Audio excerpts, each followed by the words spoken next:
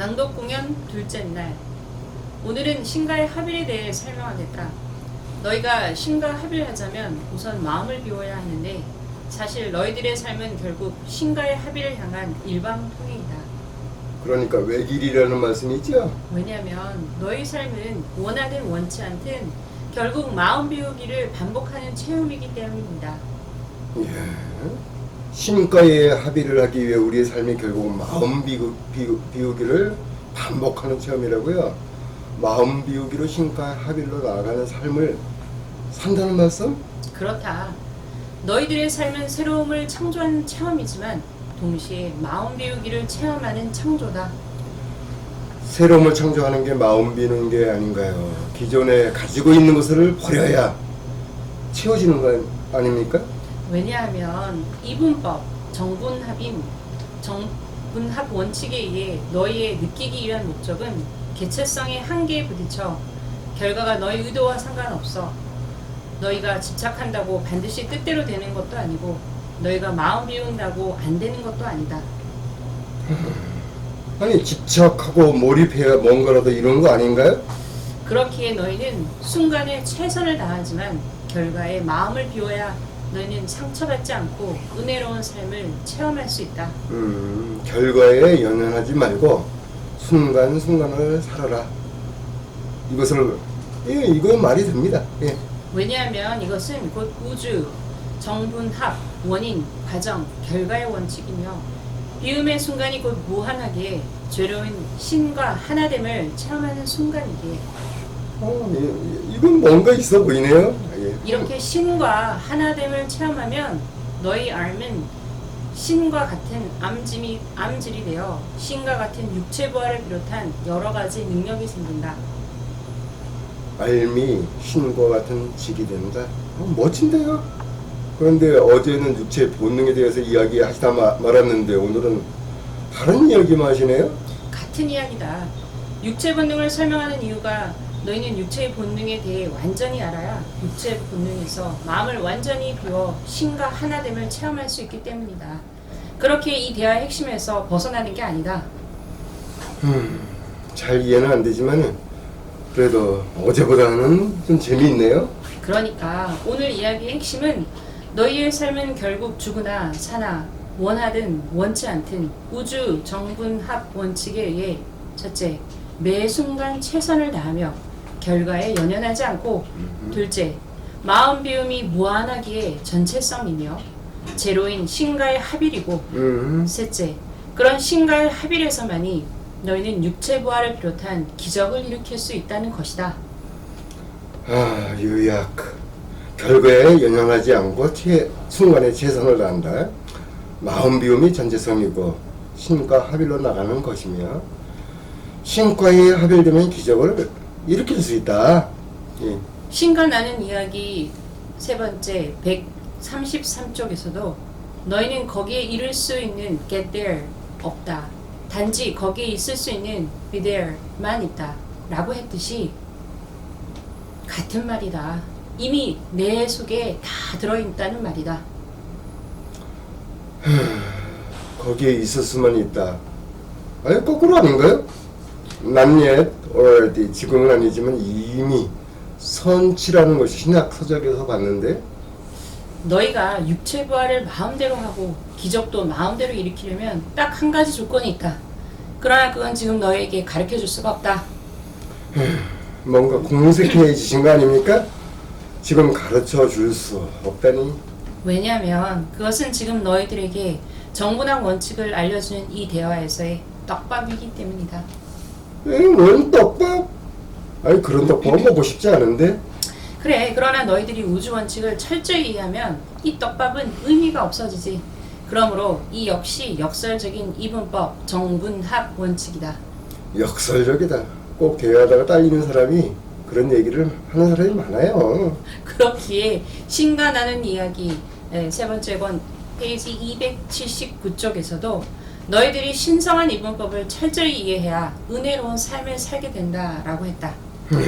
좀 공색한 게 분명해 보입니다. 남의 얘기를 덮으려는 전략을 구사하시네요. 신과 나눈 이야기, 신이 말하는 신성한 이분법은 곧 내가 너에게 이제부터 설명하는 이분법, 정분합 원칙을 다르게 표현한 것이다. 릴의 신성한 이분법이 이분법 정분합이다. 결론적으로 너희들이 신과 합일하여 은혜로운 삶을 살아 육체 부활도 하고 기적도 마음대로 일으키려면 이분법인 정분합 원칙을 철저히 이해해야 한다. 억지로 강매당하는 기분, 이건 뭔가요? 신과 하나된 제로를 체험해 영혼이 체질인 알미 성장해야 한다. 알미 성장한다. 신이 아니라면서요. 그리고 알미 영혼의 체질이다. 그럼 사람이 곧 하늘이다. 인내점 동락과 같군요. 말기가 그래도 열려있어서 참 다행이다. 오늘은 여기까지 하자. 꼭꼭 씹어 삼켜라. 그래야 너에게 좋으니. 네, 알겠습니다. 신님, 단결. 아니, 우리가 사는 삶이 원하든 원치 않든 결국 마음 비우기를 반복하는 시험이라고 하는데, 아니, 원해서 마음이 비워지지 원치 않아도 마음이 비워져요? 그러니까 왜 하냐면 신은 원인과 결과적 존재이고 우리는 과정적 존재예요. 그렇기 때문에 우리가 만약에 결과에 연연한다면 그건 신의 몫을 우리가 탐내는 게 돼요. 결국은. 그러면 신의 몫을 탐내면 우리가 벌을 받죠. 그게 괴로움이에요. 그게. 우리는 순간적인 과정을 사는 사람들이기 때문에 과정을 즐길 뿐 최선을 다해서 결과에 연연하지 않아야 그게 내 몫에 대한 걸 찾는 거니까. 네, 아니, 넘어가요. 자, 여기 용어에서 아니, 뭐 최선도 가로 제로, 마음힘도 가로 제로, 무한대. 아니, 무한대면 무한대지, 그것도 제로. 전체성도 아니 무한대로 표현해. 제로. 제로인 신. 이거 왜 이렇게 표현한 거예요? 제로가 두 가지예요. 순간적인 제로와 영원하고 무한한 제로. 우리는 개체성이기 때문에 순간적인 제로를 체험해요. 우리는 개체성이니까. 그렇지만 영원하고 무한한 제로는 하느님, 이거 전체성. 우리는 순간적인 제로를 체험함으로 인해서 하느님을 체험하는 거예요. 왜? 우리 개체 구조이기 때문에 어쩔 수 없어요. 말되네. 그렇기 때문에 최선을 다할 때 내 능력의 극대화, 이것이 제로예요. 나한테 있어서는. 네, 그래서 최선을 다하는 것도 제로고. 요새 정신교회에서 계속 나오는 말이 지금 여기, 지금 여기를 살자, 현존하자. 그 얘기가 똑같은 얘기. 몰라, 난 그거는 내가 모르겠고 하여튼 정문합으로 봐서는 난 설명할 수밖에 없으니까 나는 그런 데에 대한 지식은 참 없어요. 잘 보지 않아서. 저는 그 제로라는 걸 처음에 그러니까 동그라미로 봤는데요. 그 김용 선생님과 얘기를 하다 보니까 알테, 뭐 알이라는 그러니까 그 자기가 인식하는 한계를 알로 이제 표현하시는 분을 봤는데 그 여기 나오는 제로가 저는 그 동그라미, 그러니까 제로라기보다 동그라미여서 자신이 마음을 비웠을 때는 그 알이 무한대로 이제 확장됐다가 네, 그런 식으로도 그렇게 표현할 수도 있죠. 그렇게 표현할 수도 있죠. 네. 근데 이해하는 사람 입장, 이해하는 사람의 수준에 따라서 다 다르니까 개개인이. 나 같은 경우는 그냥 직관으로 알았고 또 이제 그렇게 다른 거 비유를 들어서 직관으로 알았다는 게 뭐예요? 그냥 알게 된 거예요. 그냥. 그게 언제죠? 쓰면서? 네? 쓰면서. 쓰면 언제 샀어요, 이거를? 이거 내가 시작한 것은 65년부터 시작했어요. 그러니까 지금서부터 55년 전에. 55년 전에. 이거 55년 된 거예요. 그럼 뭘 보고 쓴 거예요? 아니에요. 그냥 직관이라고요? 다 직관이에요. 그냥. 명상에 잠겨 있으면은 떠올라요. 그냥.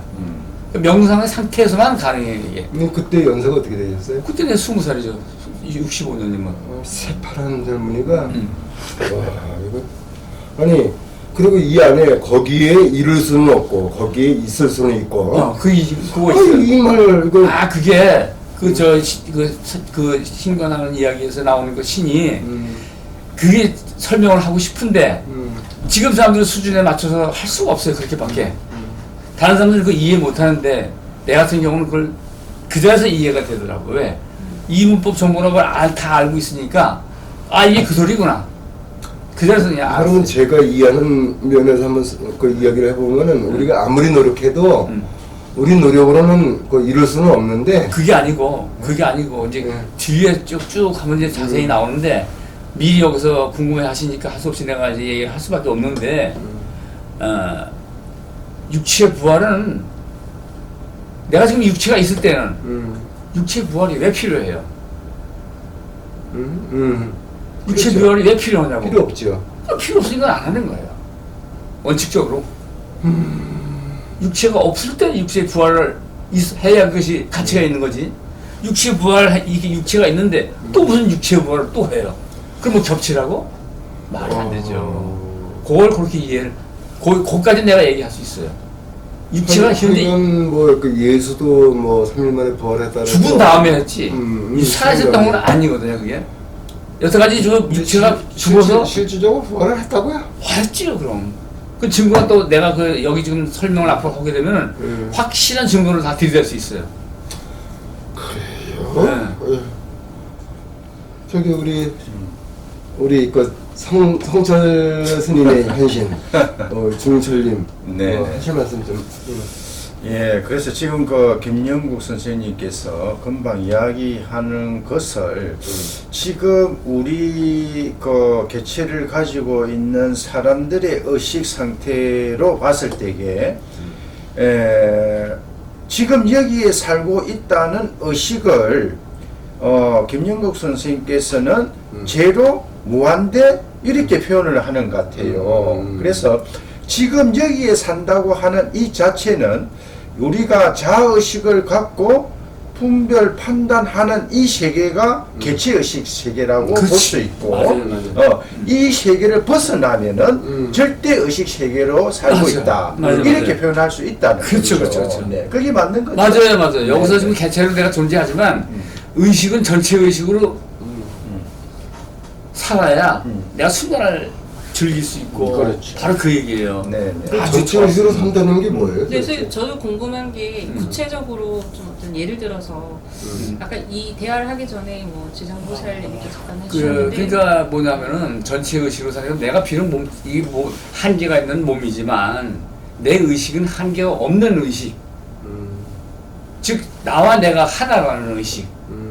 지금 내가 몸은 비록 저 사람하고 나하고 따로 떨어져 있고 인과 관계가 이렇게 맺어지고 정분하게 흐르지만 내 의식은 저 사람과 내가 하나라는 의식에서 출발할 때 그것이 곧 전체성이죠, 그게. 그게. 그렇군요. 그렇죠. 그래서 나는 개체로 분화해 나와 있는 존재지만 전체성으로 살아가고 생각할 때 그게 신이에요. 순간을 즐기는 신, 순간을 느끼는 신.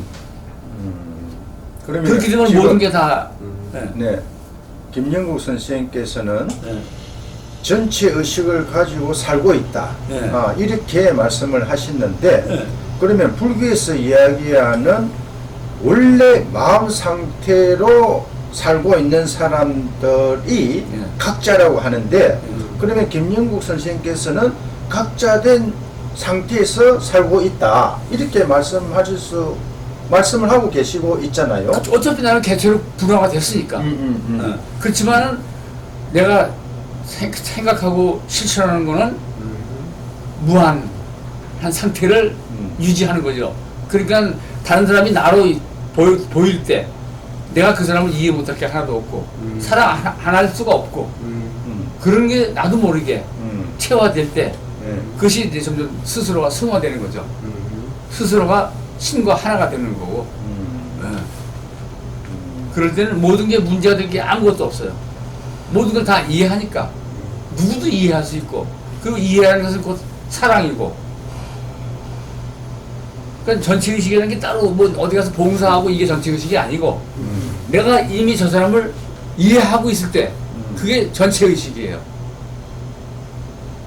이해는 되는데요. 제가 통본 철학을 썼고 통본 철학은 근본에 다가가는 배움터 끝없는 학생으로 부딪히면서 그 가는 과정이고 전체성으로 살지는 못하고 인간 완성도 우리가 있을 때는 인간 완성이 없고 인간 완성에 다가갈 뿐이고 이제 그렇게 근데 지금 저 말씀하시는 계시면 인간 완성을 달성할 수는 없고 라고 얘기했을 때 그것은 여기하고 좀 개념이 달라요. 뭐냐면 내가 전체 의식으로 생각하고 이해할 때 이미 인간 완성이에요.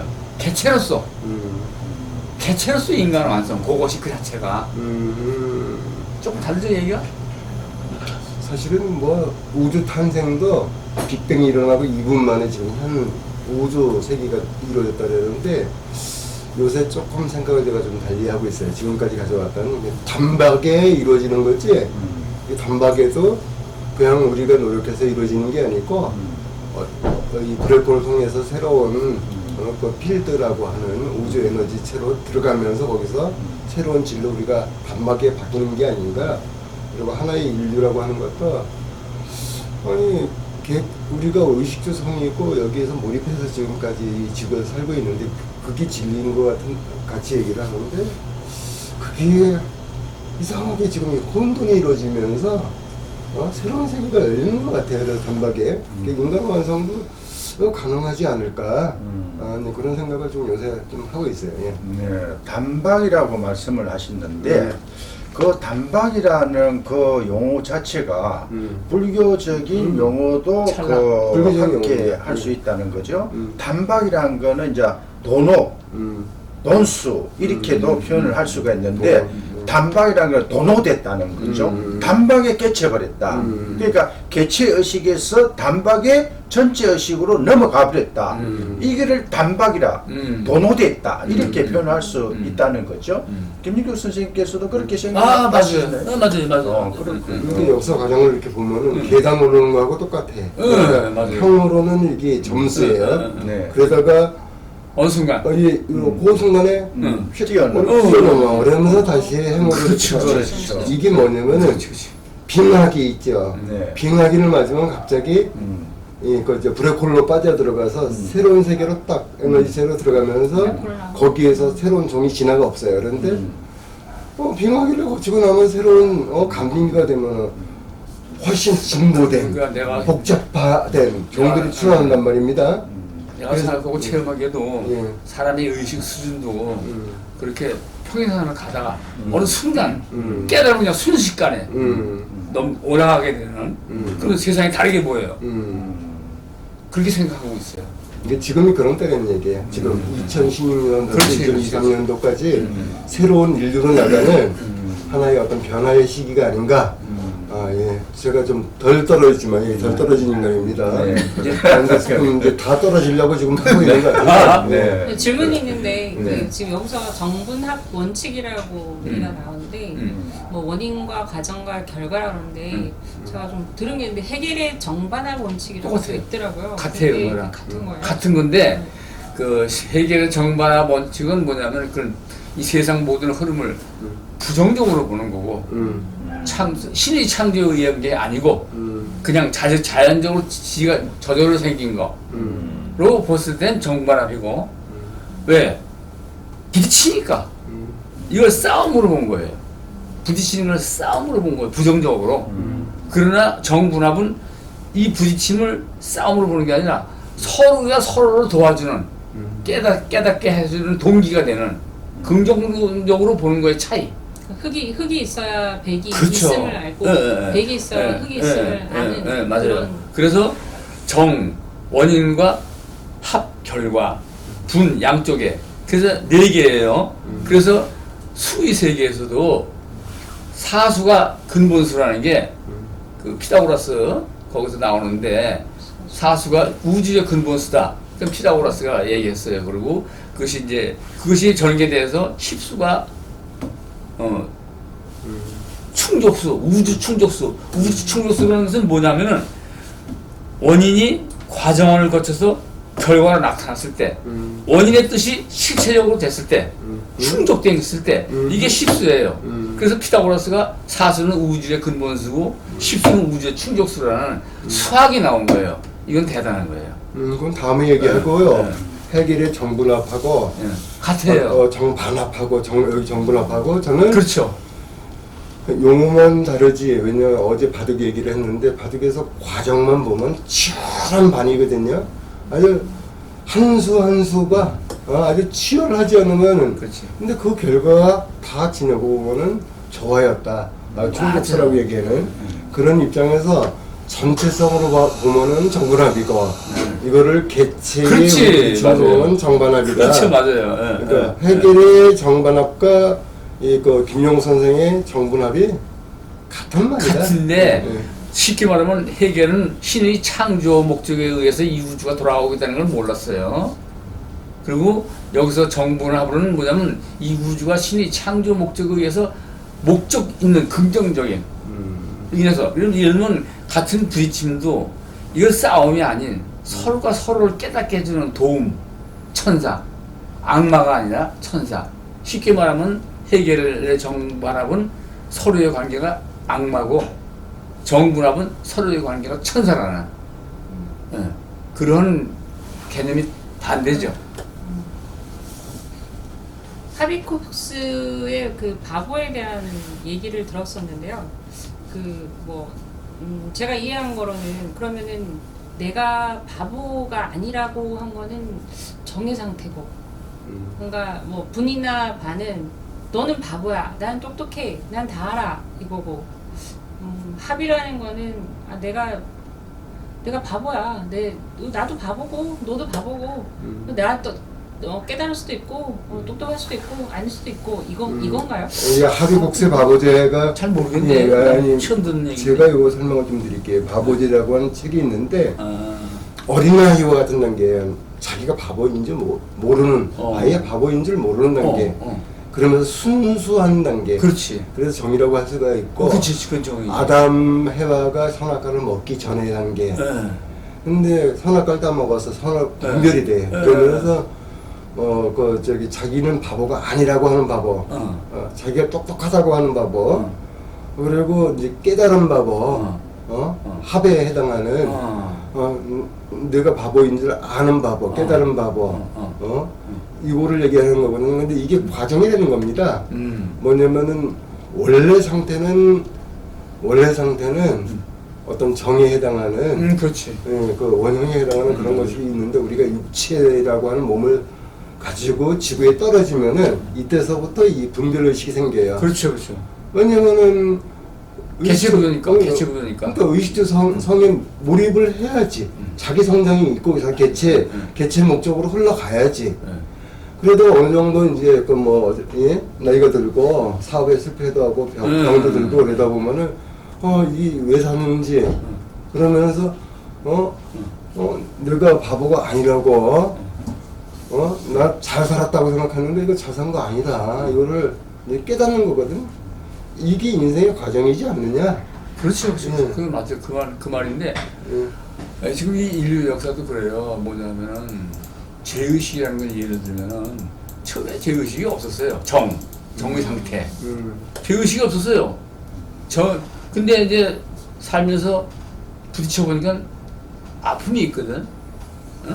이러면 같은 걸 해결할 때 부딪힐 때 보면 얻는 자가 있고 못 얻는 자가 있을 때 그러면 이것이 시작되니까는 여기서도 쉽게 말하면 이제 분별이 시작되는 거죠 이게. 그러니까 죄의식이라는 것도 원래는 없는 거예요.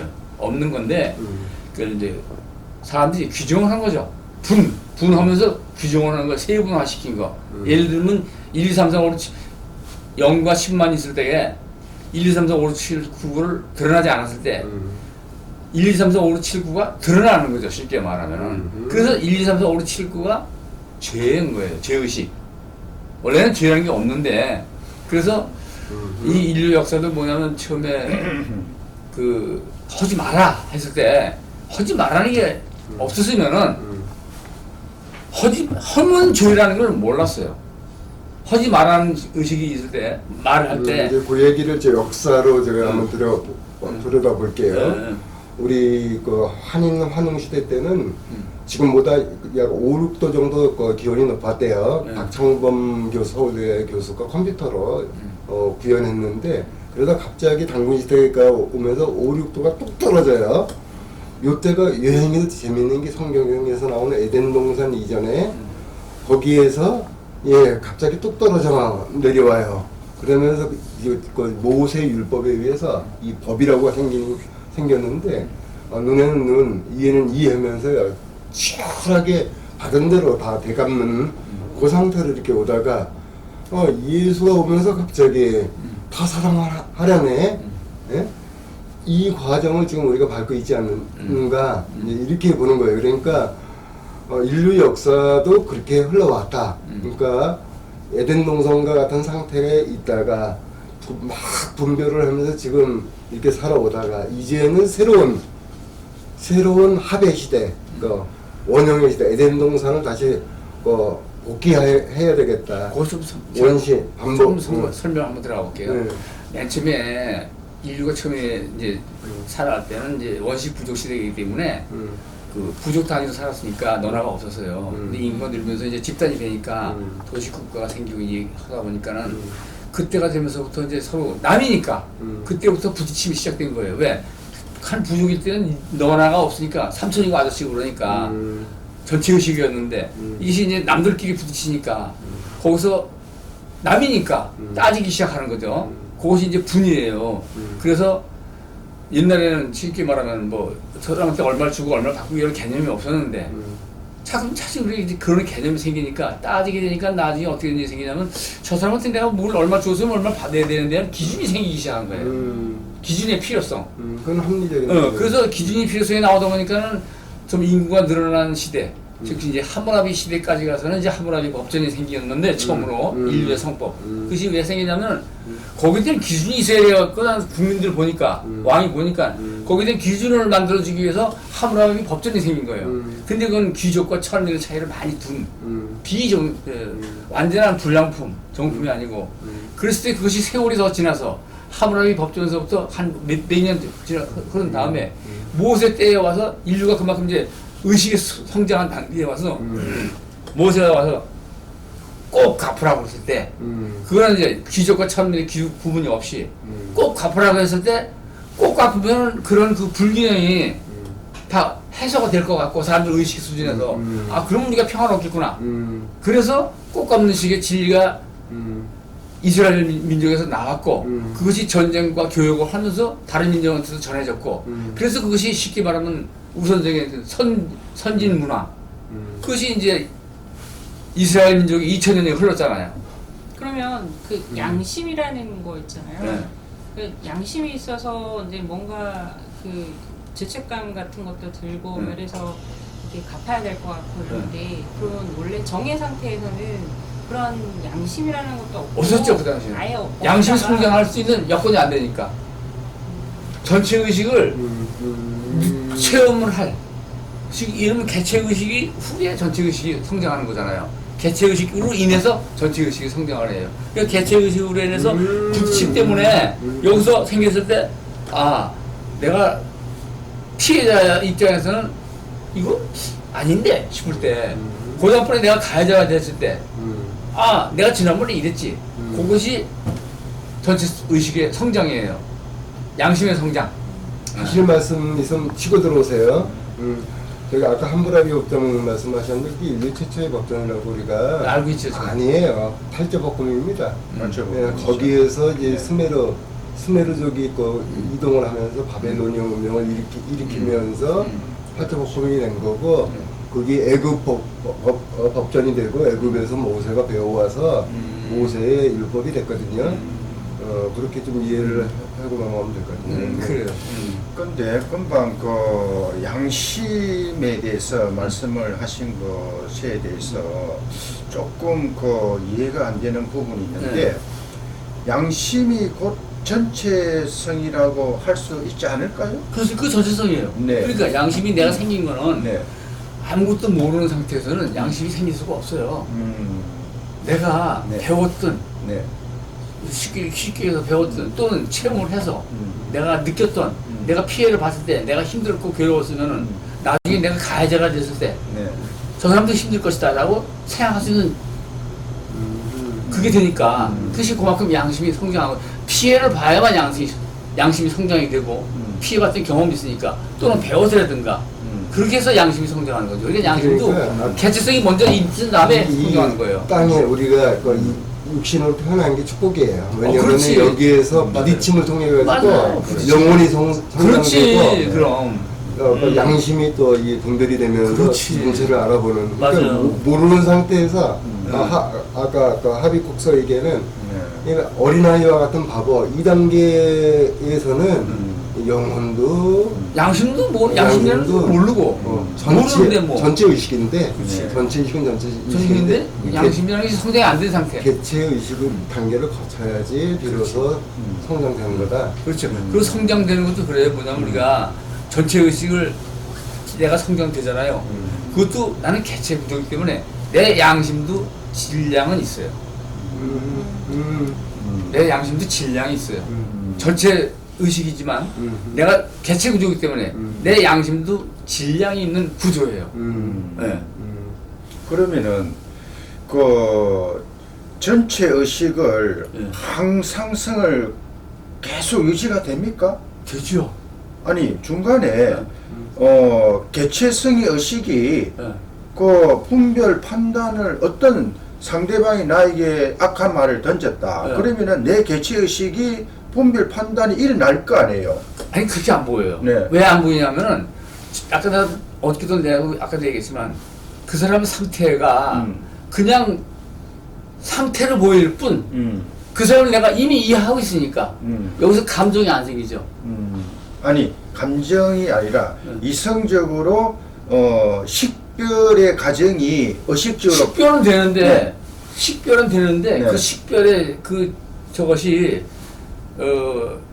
그 사람의 상태가 그냥 보일 뿐 이해를 이미 이해를 하고 있으니까 이미 김철님, 그렇게 보신다. 네. 제가 이 설명을 드리면 네. 얘가 적절할 것 같은데 네. 산이 있어요. 네. 산에 올라가요. 네. 골이 깊으면 산이 높아요. 그렇죠. 여기는 이 중력 이 차이가 높고 낮음의 차이가 질량의 차이가 네. 확실히 있어요. 그런데 이게 바닷속으로 탁 들어가면은 충만함, 충분함 요 속에 이 물에 의해서 이 물이 수평으로 난 이해를 하면은 지금 그 말이 왜냐면 그 단계로 들어가면은 높고 낮음이 사라져요. 네, 그렇죠. 높은 게 낮은 게 의미가 사라지고 다 똑같은 어떤 물의 부력에 의해서 혜택을 받거든. 네. 그러니까 전체 의식이 그게 아닌가 나는 이렇게.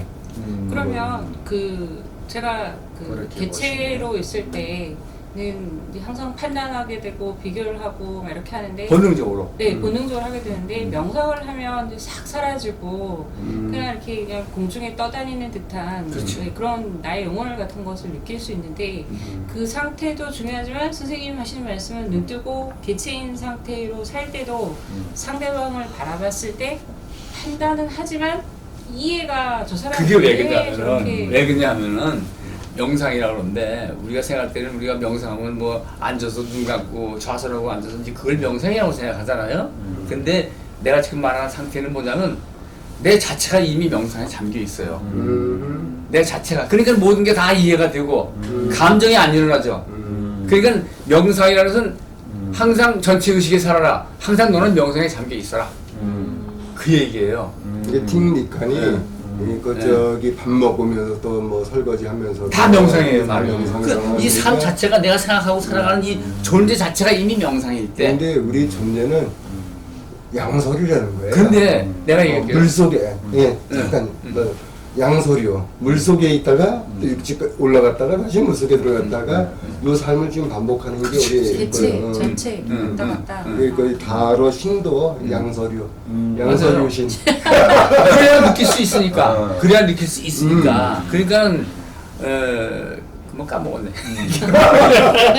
금방 그 전체 의식을 늘 가지고 있다. 이 말에 대해서는 불교에서는 이렇게 표현하거든요. 그 상태를 이 자의식을 갖고 있는 상태에서 자의식이 없는 전체 의식을 갖고 있다는 이 자체를 학철대오라고 해요. 그런 말이 있구나. 네. 그러니까 그거 자의식이 내 안으로부터 완전히 사라진 상태. 그러니까 전체 의식으로서 늘 일상산매에 들어가 있다. 그게 이렇게 그거야, 그게. 예, 거기 바로 맹상 상태로 돼 있는 상태다.